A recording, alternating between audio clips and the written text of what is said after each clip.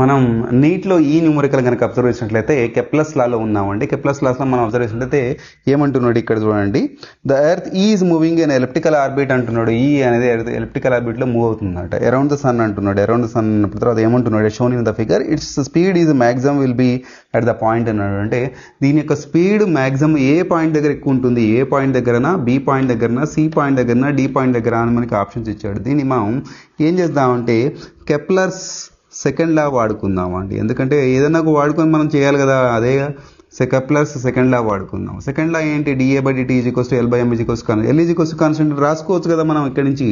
అవునండి, ఎల్ అంటే ఏంది, m v r is equals to constant. So v r ఆర్కి రిలేషన్ ఏంటంటే ఈ ఆర్ని ఇటు తీసుకెళ్తే 1/r అవుతుంది కదా. V inversely proportional to r అన్నట్టు.